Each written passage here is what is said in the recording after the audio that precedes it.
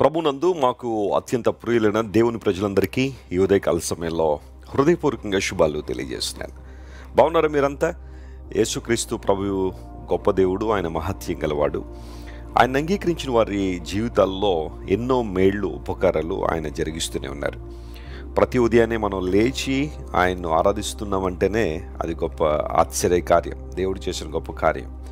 మంచాల మీదే రాత్రి సమయాల్లో ఎంతోమంది గతించిపోతున్నారు. కానీ మన ప్రభువును రక్షకుడిని యేసు ప్రభు వారు మనకు తన జీవాన్ని ఇస్తూ ఆయన ఆరాధించు వారంగా, స్తుతించు వారంగా ఆయన మనల్ని నడిపిస్తున్నారు. అందును బట్టి మనం ఎల్లప్పుడూ ప్రభువును స్తుతించాలి. యేసుక్రీస్తు నిన్న నేడు నిరంతరము ఒకే రీతిగా ఉన్నాడు అని లేఖనాలు సెలవిస్తున్నాయి.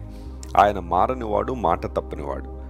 దేవుడు ఏ విషయాల్లో మారనివాడు అంటే ఆయన వాగ్దానం ఇచ్చి నెరవేర్చకుండా ఆయన తప్పిపోయేవాడు కాదు. మాట ఇచ్చాడంటే ఆయన దాన్ని నెరవేరుస్తారు. మన జీవితాల్లో ఇంతవరకు ఎన్నో సందర్భాల్లో ఈ వాగ్దానాన్ని మనం నెరవేర్పులో చూసాం. ప్రాముఖ్యంగా నా మటుకు నా జీవితంలో కూడా ఎన్నో దేవుడు అద్భుతాలు చేశారు. ఈ ఉదయకాల సమయంలో దేవుని వాగ్దాన సందేశాన్ని వినడానికి చేరి వచ్చిన వాళ్ళందరిని బట్టి నేను ప్రభువును స్తుతిస్తూ వాగ్దాన సందేశంగా ఈరోజు 103వ కీర్తన 7వ వచనాన్ని చదువుకున్నాం. అందరూ కూడా బైబిల్ తెరవండి. సామ్ 103:7. ఆయన మోషేకు తన మార్గములను తెలియజేసెను, ఇశ్రాయేలు వంశస్థులకు తన క్రియలను కనుపరిచెను. He made known his ways unto Moses and his acts unto the children of Israel. 103వ కీర్తనకున్న ప్రాధాన్యత మనందరికీ తెలుసు. బైబిల్ గ్రంథంలో 103వ కీర్తనను బైహార్ట్ చేసిన వాళ్ళు కూడా చాలామంది ఉన్నారు. కంటతా పెట్టిన వాళ్ళు చాలామంది ఉంటారు.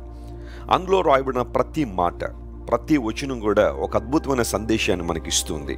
ఇన్ఫ్యాక్ట్ బైబిల్ అనేది దేవుని మాట కనుక ప్రతి మాట మన జీవితాల్లో ఆశీర్వాదాన్ని, ఆధ్యాత్మికమైన ఉజ్జీవాన్ని కలిగించే మాటలు దైవ గ్రంథంలో మనం చూస్తున్నాం. 103వ కీర్తన ప్రారంభం ఎంత బాగుంటుందంటే, నా ప్రాణమా యెహోవాను సన్నతించు, ఆయన చేసిన ఉపకారములో దేనిని మర్చిపోవద్దు. దావీదు మహారాజు ఈ కీర్తన రాస్తూ తన జీవితంలో దేవుడు చేసిన ప్రతి ఉపకారానికి కృతజ్ఞత చెల్లించాలని తన ప్రాణంతో మాట్లాడుకుంటున్నాడు.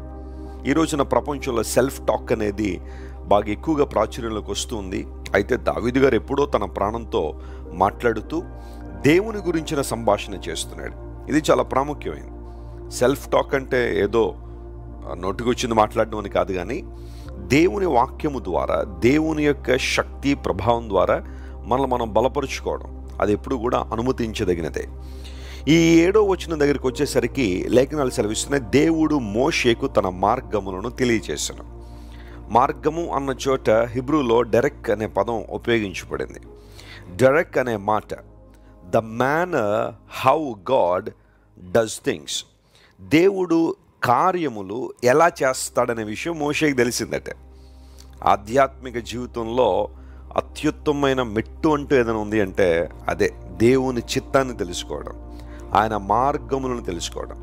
మీరు ఎప్పుడైనా ఇలా ప్రార్థన చేశారా? దేవుని సన్నిధిలో కూర్చున్నప్పుడు, ప్రభువా నీ మార్గములను మాకు కనుపరచు, నీ చిత్తమును మాకు బయలుపరచు. ఎందుకోసం అంటే దేవుని మార్గములు ఎప్పుడు కూడా శ్రేష్టమైనవే. ఆయన త్రోవలు వంకర త్రోవలు కాదు. ఆయన త్రోవలు ఎవరిని కూడా వంకర త్రోవలు నడిపించేవి కాదు. కొంతమంది ప్రబుద్ధులు ఉంటారు. వాళ్ళు ఏమంటూ ఉంటారంటే, నేను ఇలా పాపంలో ఉండడం దేవుని చిత్తమేమో అనుకుంటారు చాలామంది. నేను తప్పుడు పనులు చేయడం కూడా దేవుని చిత్తమేమో. నో మై ఫ్రెండ్, దేవుడు నీ పట్ల అలాంటి ఉద్దేశం ఎప్పుడు కలిగిలేడు. నువ్వు పరిశుద్ధంగా బ్రతకాలని, నిర్దోషంగా ఉండాలని, నిష్కపటంగా నువ్వు ఉండాలని దేవుడు ఎల్లప్పుడూ ఆశించాడు. కానీ నీ ఇష్టానుసారం తిరుగుతామని దేవుడు ఎప్పుడు ఆయన ఆశించలేడు. ఆయన మార్గములను తెలుసుకునే ఆధ్యాత్మిక స్థాయిలోనికి మనం రాగలుగుతామా? ఎప్పుడైతే దేవుని మార్గములను మనం తెలుసుకునే వారంగా ఉంటామో జీవితంలో ఆశీర్వాదాలను, దీవెనలను నిశ్చలమైన స్థితిలో మనం అనుభవిస్తాం.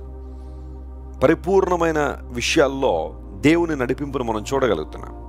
దేవుని చిత్తం కోసం ప్రాకులాడడం. ఒకవేళ ఈ ఉదయకాల సమయంలో ఈ వాగ్దాన సందేశాన్ని వింటున్న మీలో ఎవరైనా యవన బిడ్డలు ఉంటే, మీ జీవితంలో మీరు తీసుకునే ప్రతి నిర్ణయంలో దేవుని చిత్తాన్ని కనుగొనండి. ఆయన సన్నిధిలో ప్రార్థించండి. దేవుని చిత్తం అనేది ఎక్కడో మార్కెట్లో దొరికే వస్తువు కాదు. You have to spend your time in his presence. దేవుని సన్నిధిలో నువ్వు సమయాన్ని గడపాలి. ఆయన సన్నిధిలో మోకాళ్ళు వేయాలి. దేవుని చిత్తం ఏదో సడన్గా నీకు తెలిసిపోయేది కాదు. ఆయన సన్నిధిలో నువ్వు కనిపెట్టగలిగితే, మోషే దేవుని సన్నిధిని ప్రేమించాడు. దేవుడు ఎప్పుడు రమ్మన్నా దేవుని సన్నిధిలోనికి వెళ్ళడానికి మోషే సిద్ధంగానే ఉన్నాడు. మనందరికీ తెలుసు కదా, సీనాయి పర్వతం మీద మోషే 40 రాత్రింబగళ్ళు, ఆహారం లేదు, నీళ్లు లేవు, దేవుని సాన్నిధ్యంలో సమస్తాన్ని మరిచి ప్రభువులో లీనమైపోయాడు. 40 days and night. Can you imagine? దేవుడు తన చిత్తాన్ని, తన మార్గములను మోషేకి తెలియచేయడానికి కారణం, మోషే ఎల్లప్పుడూ సంసిద్ధంగా ఉన్నాడు దేవుని స్వరాన్ని వినడానికి.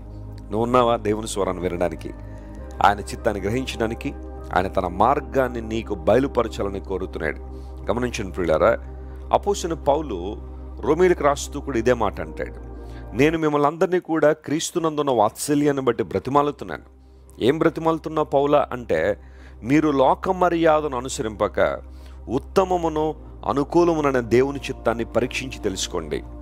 అలా తెలుసుకోవాలంటే మీ మనస్సు మారి మీరు రూపాంతరం చెందాలి అన్నాడు. రోమీయులకు రాసిన పత్రిక 12వ అధ్యాయం మొదటి 2 వచనాలు మనకు తెలుసు కదా. మీరు రూపాంతరం చెందబడితే దేవుని చిత్తం ఏంటో మీకు తెలుస్తుంది. ఆ చిత్తం ఎలాంటిదంటే ఎల్లప్పుడూ ఉత్తమమైనది, అనుకూలమైనది అనే మాట అక్కడ రాశారు. ఈరోజు నీవు నేను అలాంటి స్థితిలోనికి రావాలని ప్రభు కోరుతున్నాడు. God is always willing to reveal his will and his purpose in our lifes. మన జీవితాల్లో దేవుడు ఎల్లప్పుడూ కూడా తన మార్గములను కనుపరచడానికి, తన చిత్తమును కనుపరచడానికి ఆయన ఎప్పుడు సిద్ధంగానే ఉన్నాడు. ఈరోజు ఒకవేళ నీ జీవితంలో ఒక మంచి నిర్ణయం తీసుకునే సమయంలో నీవు ఉన్నావా? నీ కెరియర్ విషయంలో కావచ్చు, నీ ఫ్యామిలీ విషయంలో కావచ్చు, నీ వ్యాపార విషయంలో కావచ్చు, లేదా ఫర్దర్ స్టెప్స్ ఎలా తీసుకోవాలి, ఎలా వెయ్యాలి అన్న ఆలోచనలో ఎవరు నన్ను నడిపిస్తారు, ఎవరు నన్ను గైడ్ చేస్తారు అని ఆలోచన చేస్తూ ఉంటే ఈ వాగ్దానాన్ని ఈరోజు క్లెయిమ్ చేయండి. ప్రభువా, ఆనాడు మోషేకు నీ మార్గమును కనుపరిచావు, ఇశ్రాయేలు ప్రజలకు నీ క్రియలను కనుపరిచావు. క్రియలు అన్న చోట ఆ లీల అనే పదం ఉపయోగించబడింది. దాని అర్థం ఏంటంటే పెర్ఫార్మెన్స్ ఆఫ్ గాడ్. దేవుడు పెర్ఫార్మ్ చేసే క్రియలు, ఆయన చేసే కేవలం మాటలతో చెప్పుకునేవి కాదు, లేదా పుస్తకాల్లో రాసేవి కాదు. God performs wonders and miracles. ఈరోజు నీ జీవితంలో ఆయన చిత్తాన్ని తెలుసుకోవడానికి నువ్వు ఇష్టపడితే ఆయన తన క్రియలు కనుపరచడానికి ఆయన సిద్ధంగా ఉన్నాడు. One more thing I would like to add, our God is working God. మన దేవుడు పనిచేసే దేవుడు. ఆయన సోమరి కాదు, తన ప్రజల పక్షాన పనిచేస్తున్నాడు. ఆయన క్రియ చేసే దేవుడు. ఆయన తన క్రియలను కనుపరుస్తున్నాడు. నా ప్రార్థన, నా ఆశ, ఈరోజు దేవుడు మీ జీవితాల్లో తన క్రియలను, తన చిత్తమును సమృద్ధిగా కనుపరచును గాక. ఆమేన్. ప్రార్థన చేసుకుందాం. ప్రేమగల తండ్రి, ఈ ఉదయకాల సమయంలో మీరు మాకు ఇచ్చిన వాగ్దానాన్ని బట్టి నీకు వందనాలు. ఆనాడు మోషేకు నీ మార్గములు తెలియజేశావు, నీ ప్రజలకు నీ క్రియలు కనుపరిచావు. ప్రభువా, నువ్వేదో మాటలతో చెప్పి మమ్మల్ని ఏదో ఉల్లాసపరచాలనుకునే దేవుడు కాదు, నీ క్రియలను కనుపరిచే దేవుడు కనుక నీకు స్తోత్రాలు. మా ప్రియులందరినీ బలపరచండి. ఈరోజు ఎవరైతే ఒక మంచి నిర్ణయం తీసుకోవడానికి నీ వైపు చూస్తున్నారో, నువ్వు ఆలోచనకర్తవు కనుక వారికి మంచి ఆలోచన దయచేయండి. దృష్టి ఉంచి వారిని నడిపించండి. నీ క్రియలు ప్రతి ఒక్కరూ చూసినట్లుగా నీ కృపను విస్తరింపచేయండి. ఈ రోజంతట్లో కావలసిన బలాన్ని, శక్తిని, ధైర్యాన్ని మా ప్రియులకు ప్రసాదించండి. ఘనత, మహిమ నీకే చెల్లిస్తూ యేసు నామం పేరిట అడుగుచున్నాం తండ్రి. Amen. Amen. God bless you dear friends. Have a wonderful day. మీరు ఇంతవరకు